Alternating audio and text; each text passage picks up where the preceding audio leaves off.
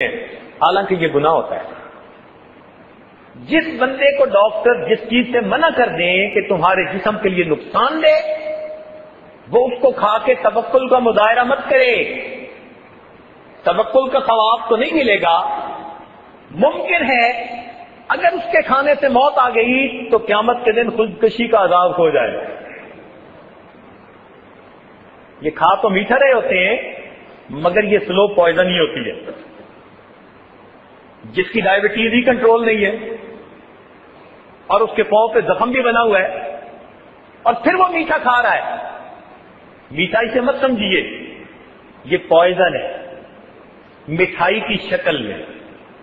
تو نبی علیہ السلام نے ارشاد فرمایا، میدا تمام بیماریوں کی بنیاد ہے، جسم کو وہ دو جس کی اس کو ضرورت ہے، اور پرہیز علاج سے بہتر ہے۔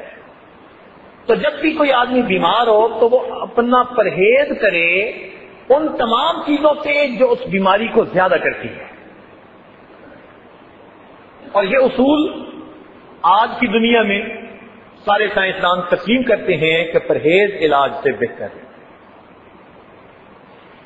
انسان جو کھانا کھاتا ہے یہ اس کے بدن کی ضرورت ہے، مگر کہتے ہیں نا کہ access of every thing is bad. بالکل اسی طرح اگر ہم کسی بھی مشین کو اوور لوڈ کر دیں گے نا تو بریک ڈاؤن کے چانسز بڑھ جائیں گے۔ یہی حال انسان کے میدے کا کہ اس میدے کو ایک مقدار کھانے کی فائدہ دے گی، اگر ہم اس سے زیادہ فیڈ کرنا شروع کر دیں گے تو فائدے کی بجائے الٹا نقصان شروع ہو جائے گا۔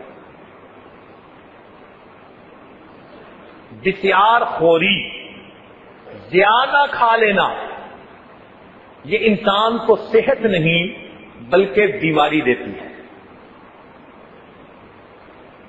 ایک بیماری تو یہ کہ زیادہ کھانے سے انسان میں فیٹ زیادہ آ جاتی ہے، موٹا ہو جاتا ہے، درمیان سے موٹا ہو گیا، ویٹ بڑھ گیا۔ یہ ویٹ کا بڑھ جانا مومن کے لیے ایک مصیبت ہوتی ہے، کسی کام کا نہیں رہتا۔ صحت موٹاپے کو نہیں کہتے، صحت کہتے ہیں کہ انسان کی فزیک ایسی ہو کہ وہ کتنی دیر ایگزرشن بھی کرے تو وہ تھکے نہیں، اس کو تھکاوٹ نہ ہو کام کر کے۔ جب ایسا جسم ہو کہ کام کر کے تھکاوٹ نہ ہو تو بندہ سمجھ لے کہ اب میری صحت بہت اچھی ہے۔ اور بسیار خوری کے بعد انسان کی حالت یہ ہوتی ہے پیدل بھی چند قدم چل لے تو اسے سانس چڑھ جاتا ہے۔ اب یہ عبادات کیسے کرے گا؟ دنیا کے کام کیسے کرے گا؟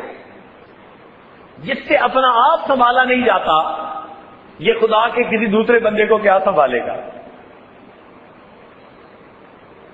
تو اوور ایٹنگ کا ایک نقصان تو یہ کہ انسان کا ویٹ بڑھتا ہے، اور ویٹ بڑھنے سے کئی قسم کے اس کو پرابلم پیش آتے ہیں۔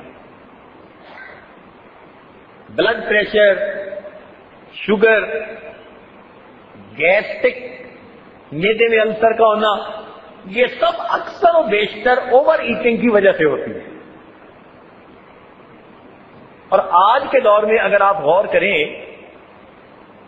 تو ایسی بیماریاں بہت کامن ہیں جن کا تعلق اوور ایٹنگ کے ساتھ ہے۔ کم کھانے سے جو بیماریاں ہوتی ہیں وہ آج کے دور میں نہیں ہیں۔ آپ ہاسپٹل میں جا کر پتہ کر لیجئے، ڈاکٹروں سے معلومات کر لیجئے، وہ تمام بیماریاں جو زیادہ کھانے سے ہوتی ہیں وہ آج کامن ہیں۔ اس کا مطلب اللہ رب العزت کی بہت نعمتیں ہمارے اوپر ہیں کہ شاید اس سے پہلے اتنی مادی نعمتیں پہلوں کے پاس نہیں تھی، لیکن یہ بھی عجیب بات ہے کہ جتنی اللہ تعالیٰ کی ناشکری آج کے دور میں ہو رہی ہے اتنی ناشکری پہلے کبھی بھی نہیں۔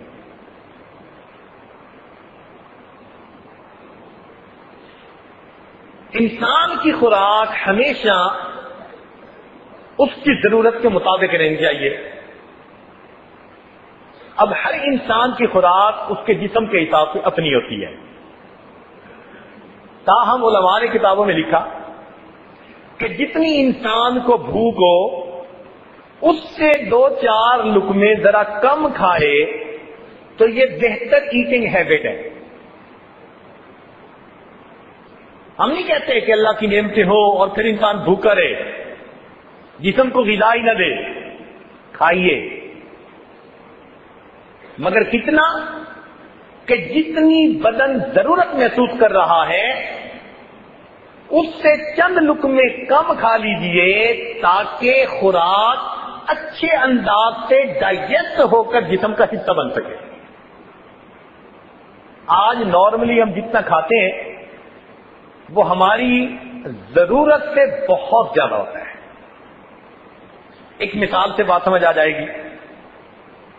شیر کے بارے میں کہتے ہیں نا جی کہ جنگل کا بادشاہ ہوتا ہے، اس کے جسم کے اندر مسل اسٹرینتھ اتنی ہوتی ہے کہ اگر کبھی کسی جانور کے سامنے وہ آ جائے تو اس جانور کی آدھی جان تو اسی وقت نکل جاتی ہے.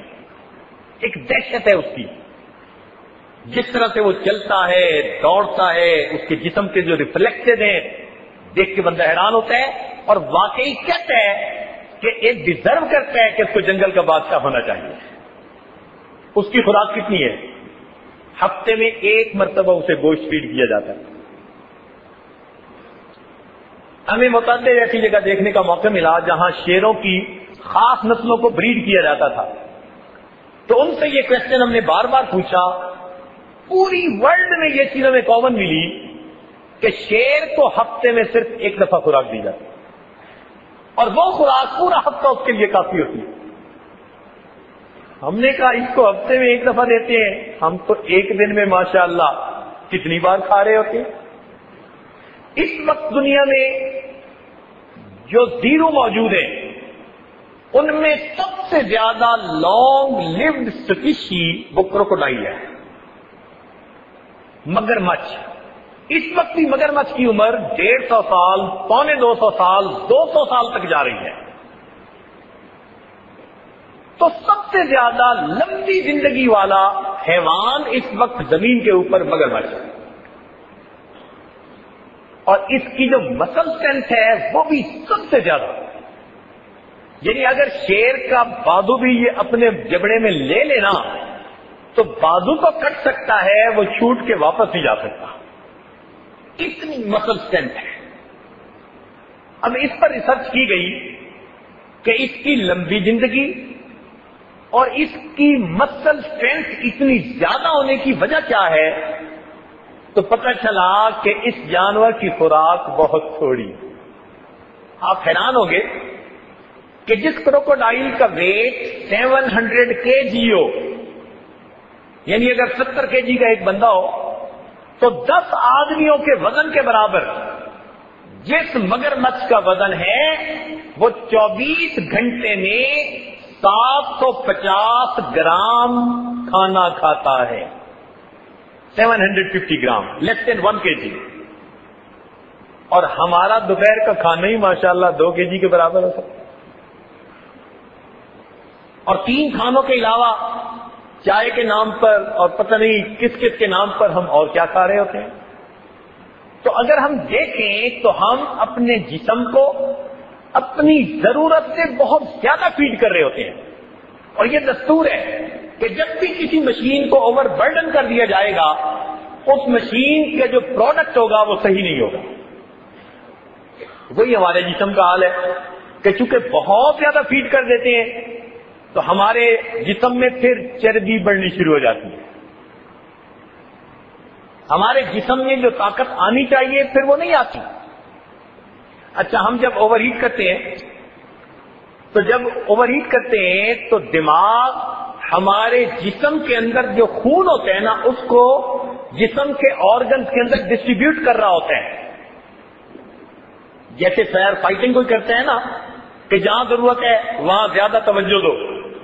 تو جب ہم بہت زیادہ کھا لیتے ہیں ہمارا دماغ ڈیسیژن لیتا ہے کہ بدن کو میں سب سے زیادہ خون کی ضرورت سٹامک کو ہے. تو ہمارا ایک بڑا شیئر بلڈ کا وہ سٹامک کی طرف ڈائیورٹ ہو جاتا ہے ہمارے دماغ میں اس وقت بلڈ تھوڑا پہنچ رہا ہوتا ہے، اس لیے غنود کی تاری ہوتی ہے۔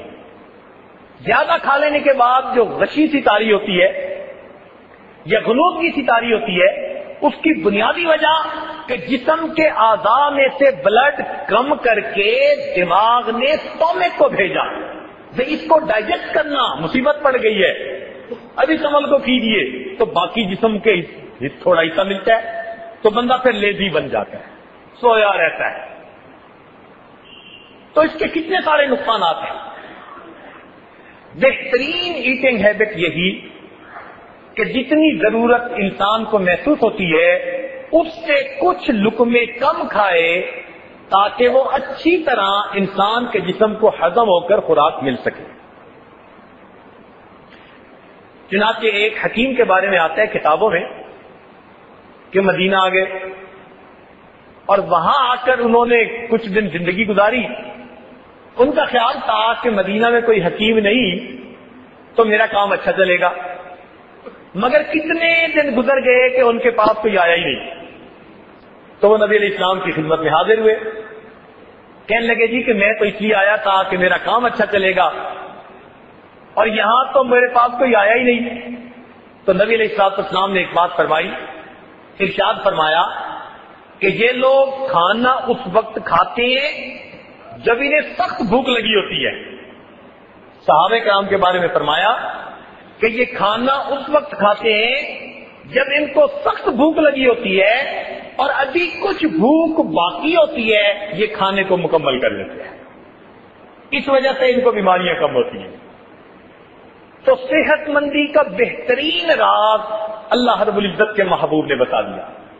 تاہم انسانوں کی سمجھ ڈفرینٹ ہے، ایجوکیشن لیول ڈفرینٹ ہے، ریسورسز ان کے پاس، اکنامک کنڈیشن ڈفرینٹ ہوتی ہے، تو اللہ رب العزت نے بندوں پر مہربانی فرمائی، ایک مہینہ ایسا بھیج دیا کہ اس مہینے میں کوئی گڈ ایٹنگ ہیبٹس کو اپناتا ہے یا نہیں، وہ زبردستی ان کا پابند ہو جائے تاکہ اس کو فائدہ مل جائے۔ چنانچہ جو لوگ سارا سال خوب کھاتے ہیں، رمضان مبارک میں ان کے جسم میں سے کتنے ایسی چیزیں ہوتی ہیں جو ایکسیس ہوتی ہیں اور وہ ساری کی ساری جسم سے نکل رہی ہوتی ہے۔ رمضان مبارک ان کے لیے صحت کا ضامن بن جاتا ہے، صحت کا ذریعہ بن جاتا ہے۔ چنانچہ مجھے ورجینیا میں امریکہ میں ایک عیسائی ملے، انجینئر تھے، تو کوئی بات ہوئی تو مجھے کہنے لگے کہ میں آج کل فاسٹنگ کر رہا ہوں۔ میں نے ان سے پوچھا بھائی کیا مطلب؟ کہنے لگا آپ لوگ نہیں ایک مہینہ کے لیے کیا کرتے؟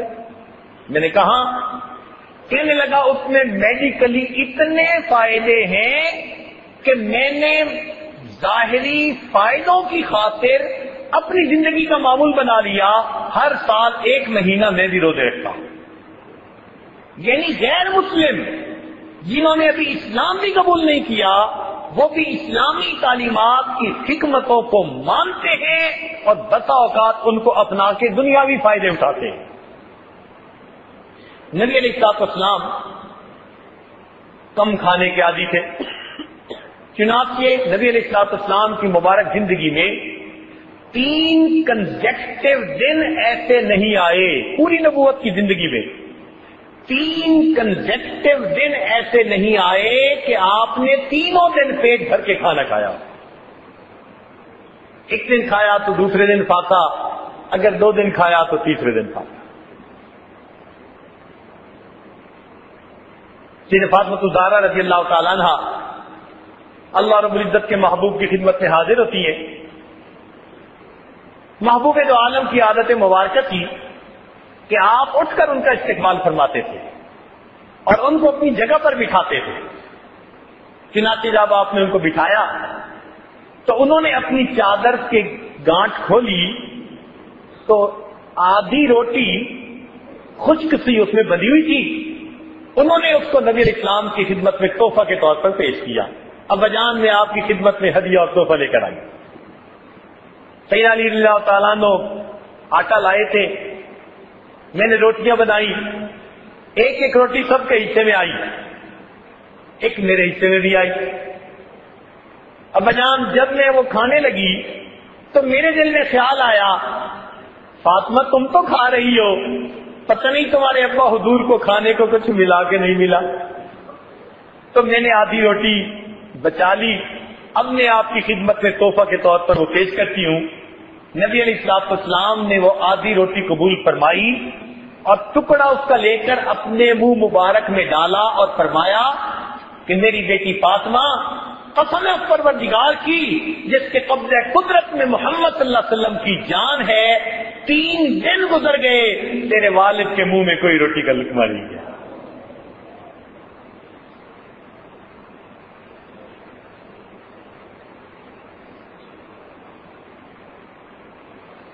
جتنے بھی دنیا میں مشاہیر گزرے، اگر کبھی آپ ان کی زندگی کو دیکھیں نا اس ایسپیکٹ سے کہ وہ کتنا کھاتے تھے، تو یہ چیز آپ کو کامن نظر آئے گی کہ ان کی خوراک بہت واجبی تھی، نارمل سی تھی، وہ اوور ایٹ نہیں کیا کرتے تھے۔